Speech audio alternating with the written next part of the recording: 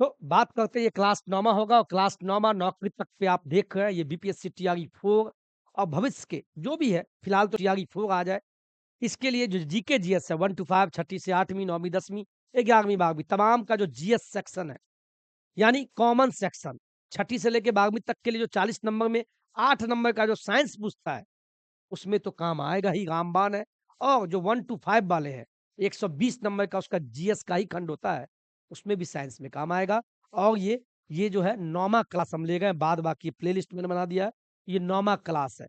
क्या मैंने बोला? 9वां क्लास है ये, ठीक है? मैं भी आपके लिए रिवीजन मोड में रहता हूँ, ये मेरा नोट्स आप ले लीजिएगा, 39 पेज का है। चलिए क्लास की शुरुआत करते हैं।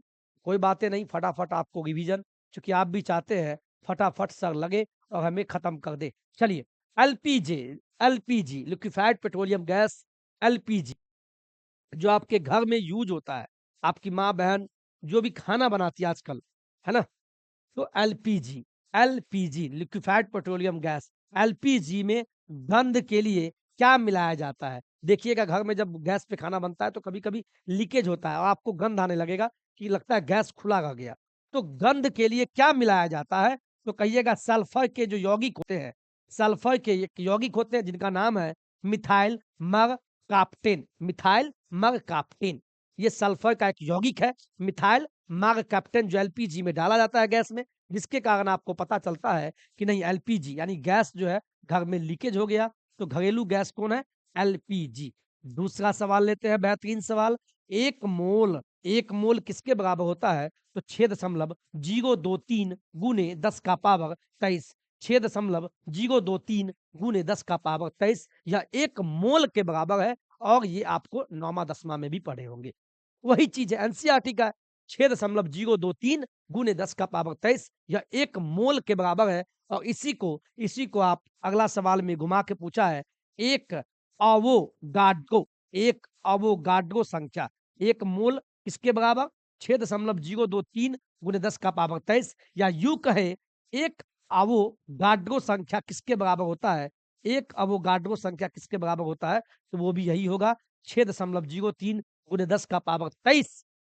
1 मोल बोले, 1 मोल किसके बराबर है? या ये बोले 1 अवोगाड्रो संख्या किसके बराबर होता है? तो दोनों का उत्तर सेम है, 6.023 गुने 10 का पावर 23।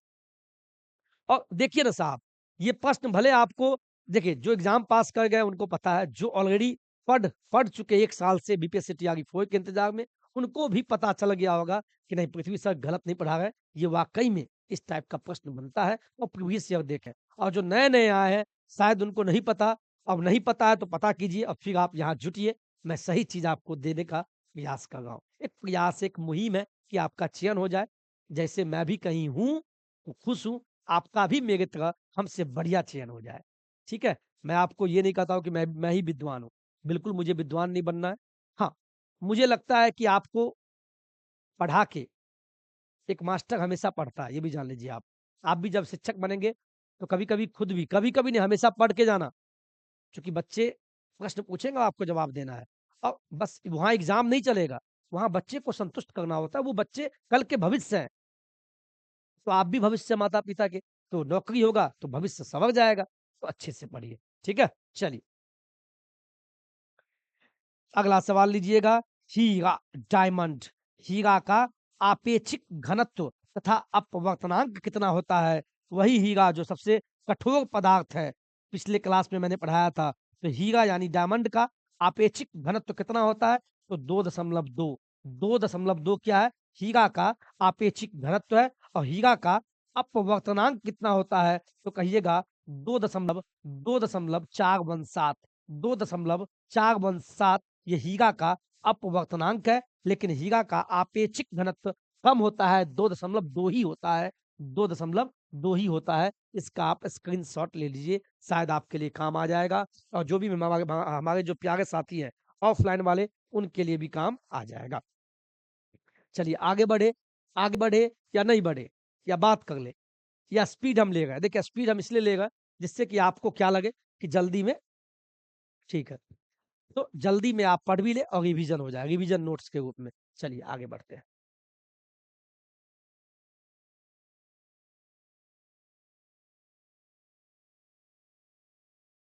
रिएक्टर में जो नियंत्रक जो छड़ होता है, जो रॉड होता है, रिएक्टर में नियंत्रक छड़ के रूप में क्या प्रयोग होता है? तो कहिएगा कैडमियम। कैडमियम का छड़ इस्तेमाल होगा, ये भी कर सकते हैं, या इसके अलावा आप बोरोन का छड़, दोनों कैडमियम या बोरोन, दोनों में से कोई भी छड़ आप रिएक्टर में इस्तेमाल कर सकते हैं। अगला सवाल देखिए, अर्धचालक। अर्धचालक का जो उदाहरण है, कार्बन क्या है? एक अर्धचालक है। यूं कहें सिलिकॉन क्या है? ये भी एक अर्धचालक है। जर्मेनियम क्या है? ये भी एक अर्धचालक है। तो अर्धचालक का कौन-कौन उदाहरण है? वहां आपको ऑप्शन दे देगा, वहां 3-4 ऑप्शन देगा और मान लीजिए अर्धचालक का उदाहरण बताइए, ऑप्शन में दे देगा सिलिकॉन, जर्मेनियम या तीसरा दे देगा कार्बन, तीनों दे देगा और चौथा ऑप्शन देगा एक या एक से अधिक उत्तर सही है, तो चौथे ऑप्शन के साथ जाएंगे। ठीक है, तो कार्बन भी क्या है? ये भी एक अर्धचालक का उदाहरण है। सिलिकॉन भी अर्धचालक का उदाहरण है और जर्मेनियम ये भी अर्धचालक का उदाहरण है। कोई दिक्कत तो नहीं साहब? कोई दिक्कत नहीं होनी चाहिए।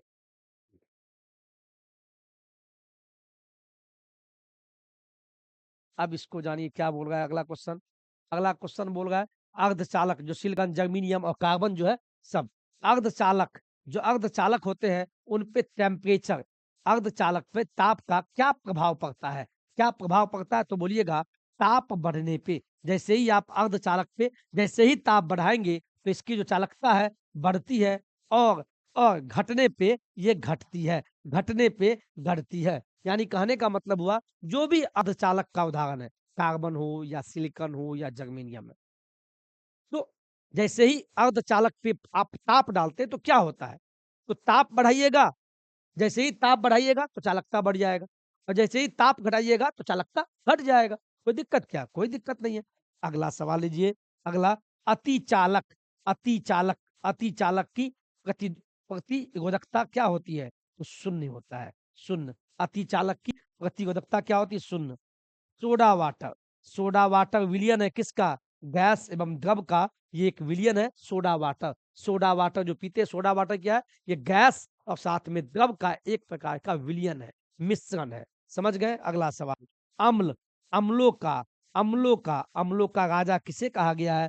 तो H2 हाइड्रोक्लोरिक H2SO4 को, H2SO4 को अम्लों का राजा, एसिड का राजा कहा गया है। H2SO4, H2 H2SO4 को क्या कहा गया? अम्लों का राजा, अम्लों का राजा कहा गया है H2SO4 को। कोई दिक्कत?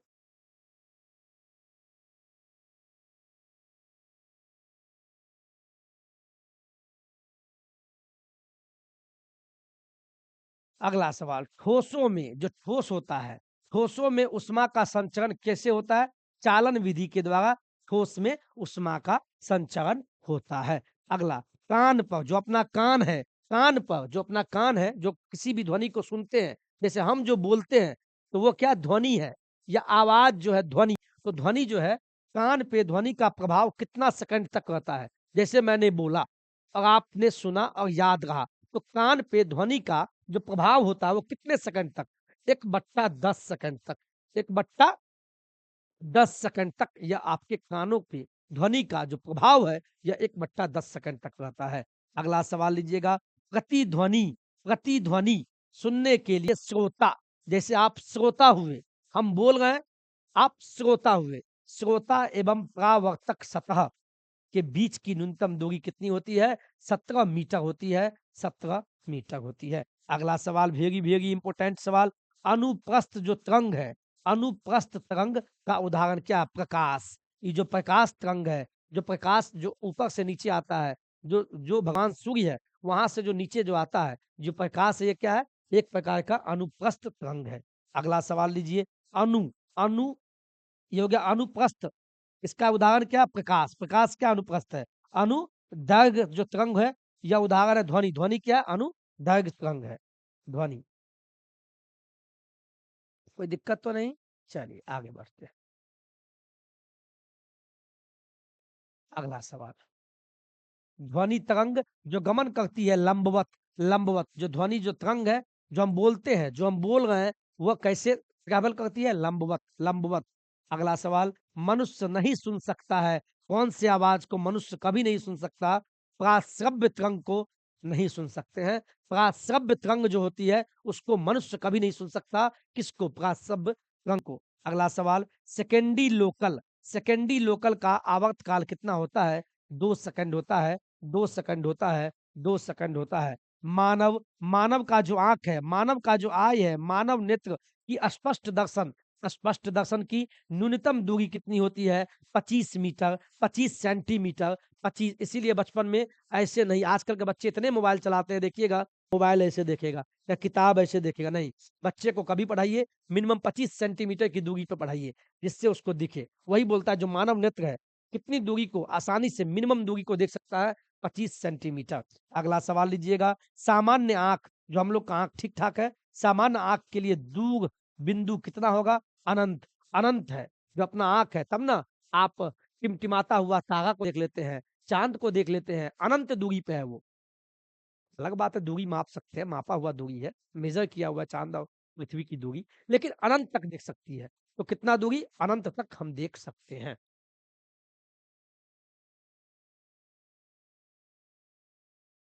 अगला सवाल, कैप्सूल का आवरण, जो बीकोसूल कैप्सूल खाते हैं या ओमेगा वाला, तो कैप्सूल जो होता है उसका जो आवरण होता है, ऊपरी कवर, कैप्सूल, कैप्सूल का जो आवरण होता है वो किस चीज़ का बना होता है? कहिएगा, स्टार्च का बना होता है, स्टार्च का बना होता है। कैप्सूल का जो आवरण है वो किस चीज़ का बना होता है? स्टार्च। अगला सवाल, अंडा कौन-कौन खाते हैं? कमेंट कीजिएगा। मैं तो वेजिटेरियन हूँ भाई, मैं नहीं खाया हूँ, बचपन से नहीं खाया तो नहीं खाया, लेकिन देखा हूँ। अंडा, अंडा का जो ऊपरी वाला भाग है, उजला वाला, अंडा का जो आवरण है वो किस चीज़ के बना होता है? Calcium carbonate, CaCO3, calcium carbonate का बना होता है। मानव, मानव जो मस्तिष्क है, मानव का जो दिमाग है, मानव का जो खोपड़ी है, मानव मस्तिष्क तथा सिर का जो अध्ययन क्या कहलाता है? तो कहिएगा फ्रेनोलॉजी, फ्रेनोलॉजी, फ्रेनो, मानव, कोई भी डॉक्टर जो मस्तिष्क का दिमाग चेक करता है, मस्तिष्क को खोल देता है, या सिर, इसका जो अध्ययन क्या कहलाता है? फ्रेनोलॉजी, फ्रेनोलॉजी कहलाता है, फ्रेनोलॉजी कहलाता है। अगला सवाल लीजिएगा, अगला सवाल लीजिएगा, डिहाइड्रेशन, गर्मी के दिनों में क्यों ग्लूकोज पीते हैं? यानी इतनी गर्मी होती है, पसीना निकलता है और हमारा जो सुख डिहाइड्रेट हो जाता है, पानी की कमी हो जाती है। तो वही बोला है, डिहाइड्रेशन से प्रायः क्या कमी होती है? कहिएगा सोडियम क्लोराइड, सोडियम क्लोराइड की कमी हो जाती है। अगला सवाल देखिएगा, वस्तु का भार अधिकतम कहाँ होता है? निर्वात युक्त है, वैक्यूम में, वैक्यूम में, वैक्यूम में वस्तु का जो भार है सबसे अधिक निर्वात में होता है। अगला सवाल, कृत्रिम, आर्टिफिशियल जो सिल्क क्या कहलाता है? रेयॉन, रेयॉन जो है, रेयॉन एक प्रकार का कृत्रिम, आर्टिफिशियल क्या है ये? एक प्रकार का सिल्क है, कृत्रिम सिल्क है। अगला सवाल लीजिएगा, जो आम खाते हैं गर्मी के दिनों में, आम, आम का वैज्ञानिक नाम क्या है? Very very, Mangifera indica, indica, Mangifera indica, ये एक वैज्ञानिक नाम है। मैंजी, मैंजी, मैंजीफेरा इंडिका, ये वैज्ञानिक नाम है। मैंजीफेरा इंडिका, यह वैज्ञानिक नाम है आम का, आम फलों का राजा है। अगला सवाल, आपके घर में भी फ्रिज होगा, लेकिन फ्रिज को ही शुद्ध हिंदी में रेफ्रिजरेटर बोलते हैं। ठीक है?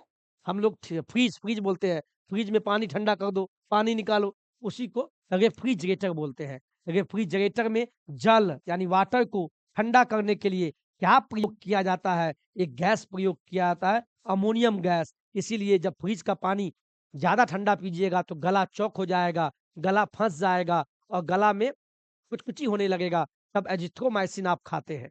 टैबलेट एंटीबायोटिक खाते हैं ना, जो फिर ठीक होता है, गलगला करते हैं। इसीलिए फ्रिज यानी रेफ्रिजरेटर में जो पानी ठंडा होता है, तो पानी ठंडा कैसे हो जाता है? किसका प्रयोग करके? तो उसके अंदर एक गैस होता है, अमोनियम गैस।